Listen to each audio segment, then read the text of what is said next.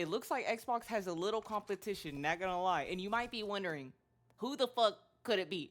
PlayStation? Nintendo? No, bitch. The Steam Machine! Basically, Steam announced that they're dropping the Steam Machine, which is a new SteamOS hardware that you can connect to any monitor or TV to play Steam games on. So it looks like Steam is actually creating their own console. It says your Steam library in more places. With over 6 times the horsepower of Steam Deck, Steam Machine has the power to play your whole Steam library, including your favorite AAA game. Just sign in with your Steam account and your entire library is there. And again, this is kind of better than Xbox. Why? On the ROG Alley, I am not able to play all the games that I have on my Xbox X series. I am on my console. I am only limited to the PC Game Pass games. That is it, you know? And then I can go over Steam and see what's over there. But that's the thing. But also they're working together. No. Because whatever you can get on Xbox, PlayStation, you can get on Steam. Yikes. Let's see. Didn't they already try a Steam Machine a decade ago? I'm dead. They said they tried this a while ago. Highly encourage anyone interested just to invest into a PC. And you know, the difference between the next gen console and this Steam Machine is how much FPS can that shit run? How much can that handle?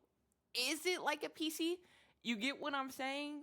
Like, because I feel like that's the difference with the next gen Xbox, the Magnus, and the Steam Machine. Oh yeah, because with the Magnus, bitch, that it is a PC console hybrid. It is gonna be able to rate those frames, just like I'm able to on my ROG Alley. Like, the games look exceptional. It's actually crazy. Dead Island 2 looks insane. The best game I've seen in a while, and I feel crazy saying that. And I know it's because of the shaders and textures, but those shaders and textures made the game so much fucking better. You know what I'm saying? It gave it so much fucking character. There's mods that I can do on my fucking ROG Alley. I'm gonna make videos about that too, and I'm hoping that we can do that on the Magnus Xbox too. And it'll be able to handle it also. You get what I'm saying? And you'll be able to, like, go on the PC side. This is very much back and forth with me, if I'm being completely honest. This could go either way. I guess it really just depends on the specs. If Steam Workshop's on it, I'm definitely buying this instead of a PC. Again, oh my god, there's a lot of competition out now. This is what next Xbox is going to be, but probably 5 times as powerful and with Windows built in. I guess what really matters is, like, what's the price for the Steam Machine? We have PlayStation saying, hey, we're going to stick with our usual price, $600, right? You got Xbox saying, hey, ours is going to be $1,200.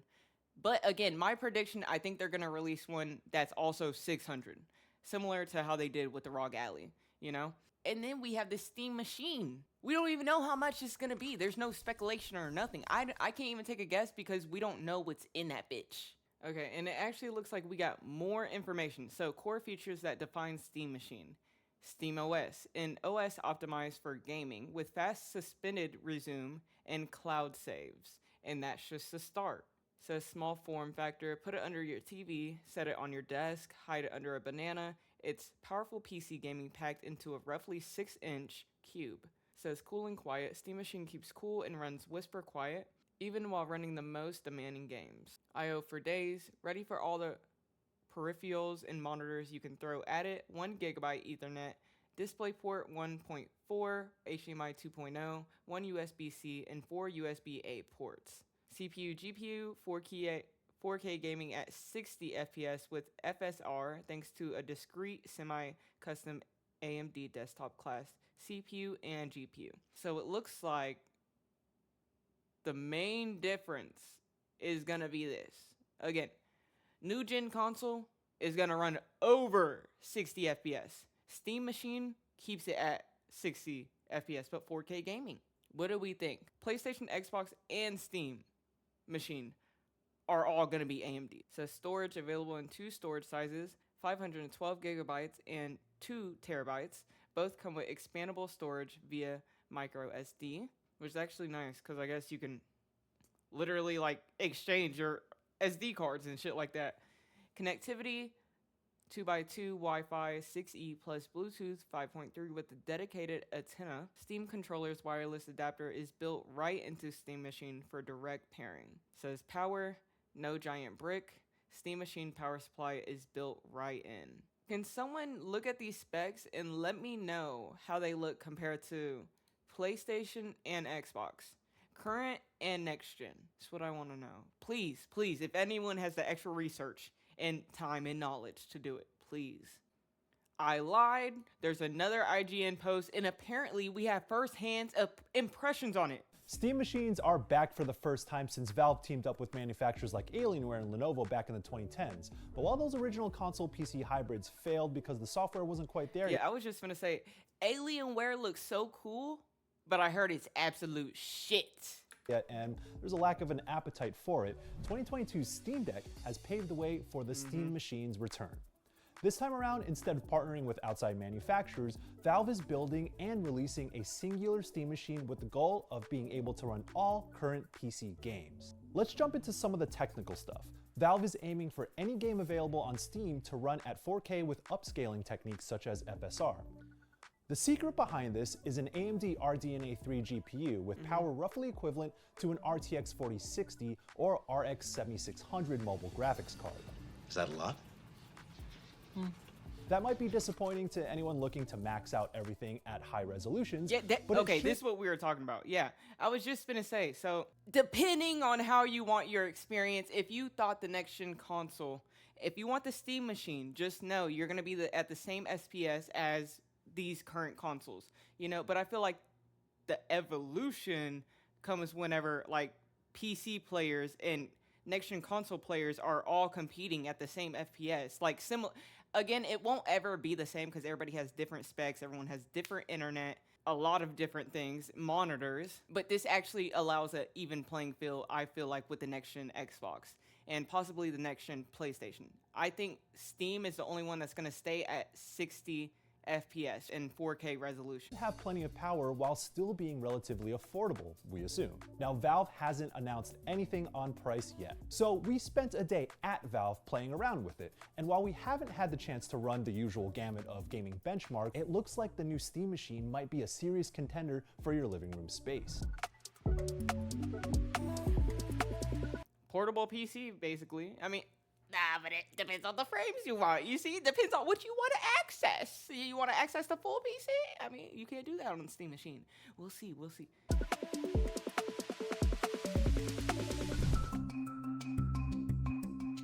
On the surface, the Steam machine seems a lot like the old Steam machine. They're both gaming PCs with a modest spec and meant to run games on Valve's own Linux-based SteamOS. But while the originals had trouble selling, mostly due to the high prices and a lack of Linux compatibility at the time, SteamOS has changed a lot over the last decade. The biggest part of that is Proton, Valve's compatibility layer that essentially translates Windows games to Linux, allowing you to play most of Steam's vast catalog of games on SteamOS, even if they don't officially support Linux. Anyone who's used a Steam Deck over the last few years will know that most games run seamlessly through SteamOS, sometimes even with performance that exceeds the equivalent Windows 11 machines, as we saw with the SteamOS version of the Lenovo Legion Go S. There are a few exceptions, notably some online multiplayer games with anti-cheat software that doesn't play nice with SteamOS, like Battlefield 6 and Destiny 2, but for the most part, if it's on Steam, it'll run on SteamOS. Valve let us play a variety of games on the new Steam machine, and it ran everything from Cyberpunk 2077 to Silent Hill F to Metal Gear Solid Delta without any major issues. It just took some configuring to find the right graphics settings to balance performance.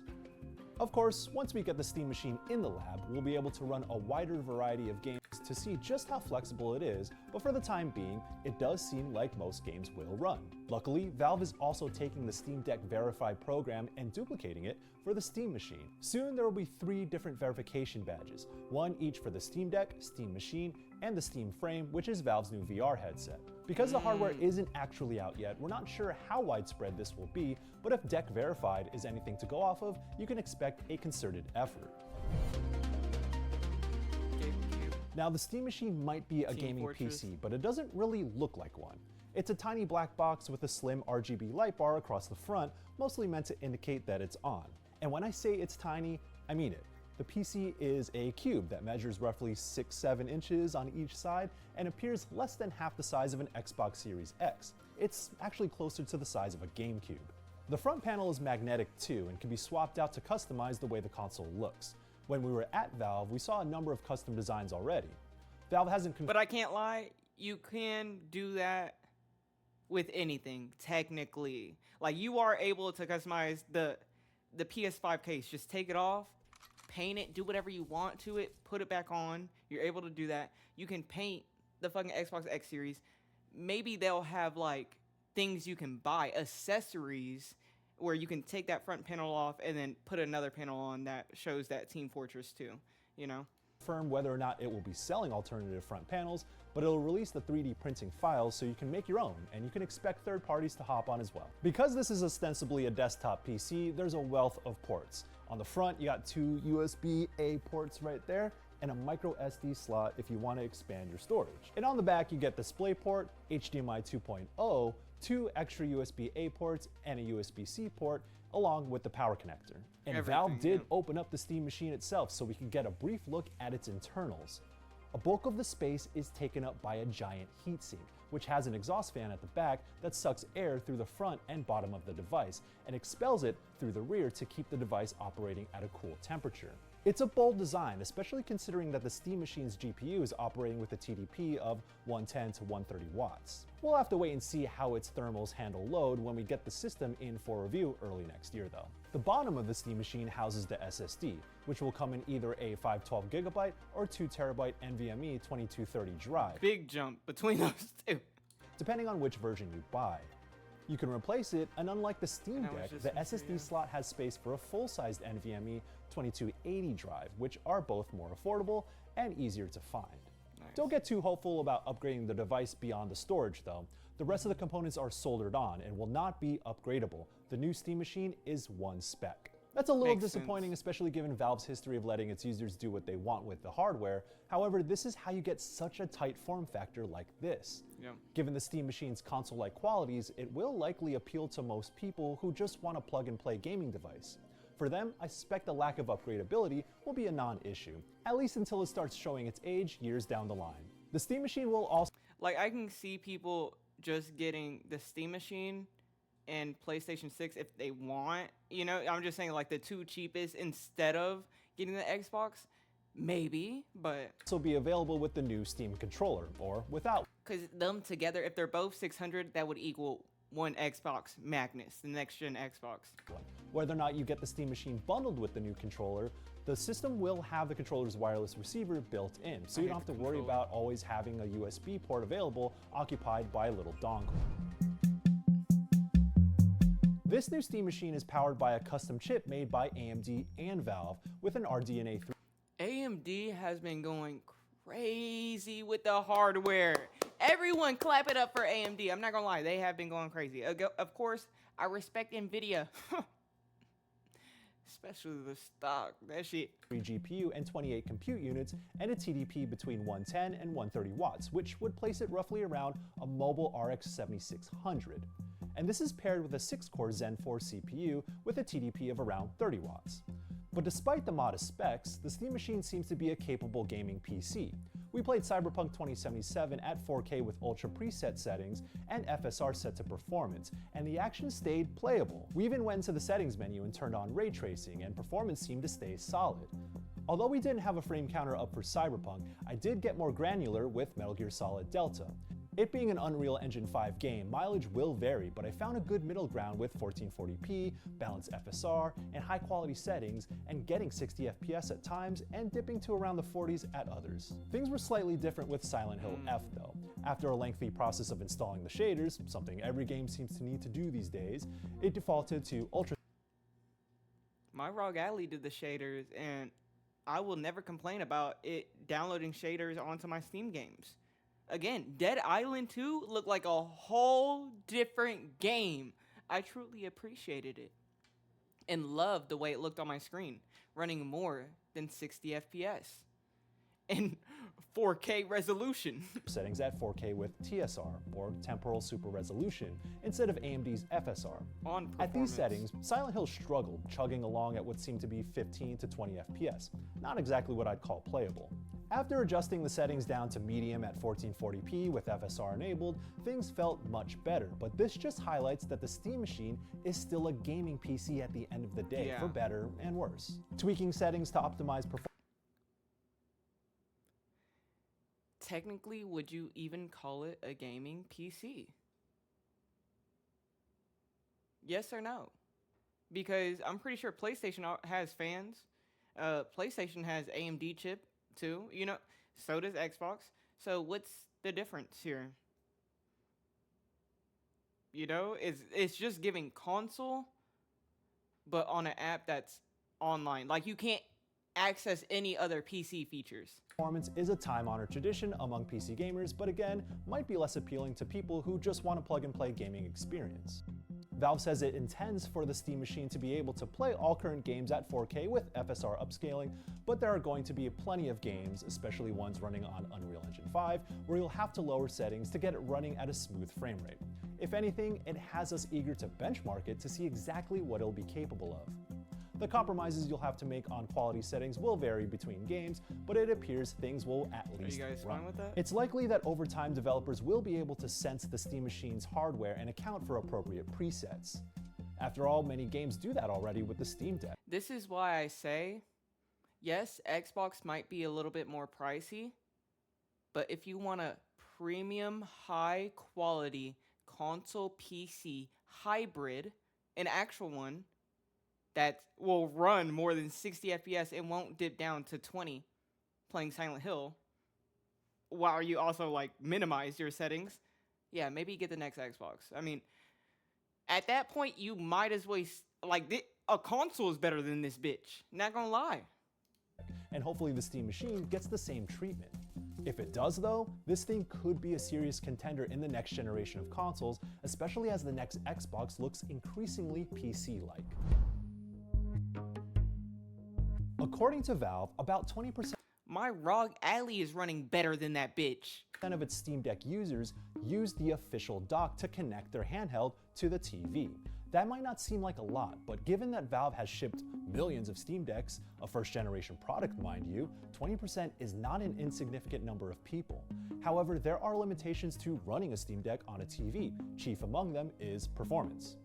While the Steam Deck is powerful enough for running, And that's why I believe PlayStation actually released a monitor. I feel like they know a lot of people who play PlayStation. Like, I just got monitors. I just got these monitors this year. You get what I'm saying? I just got this PC this year. I just got that Xbox X Series this year. Before then, I've been playing in my living room, in my room, in the gaming room, on the couch, sitting away from the TV. I never had a desk, monitor, chair, and just fucking sat right here. You know what I'm saying? I never had that. I literally had a couch, or I had the gaming rocking chair that went back and forth, or my fucking bed. That's all we had. But that's why I believe that PlayStation's I kind of went off topic, but that's why I believe PlayStation's kind of introducing the monitor, so more console players will be like, I don't know, put onto it. Even though I know a lot of people already know about monitors, I'm just saying. PC games on its 800. They also don't know that, like, their TV is affecting the frames. 100p display, it can't really handle higher resolutions very well, especially when you're connected to a 4K TV. The Steam Machine then is the answer. This is a living room gaming PC that should be able to play most games at 4K, assuming you're okay with upscaling from like 1080p or 1440p for more demanding stuff, which is increasingly common in the PC gaming space anyway.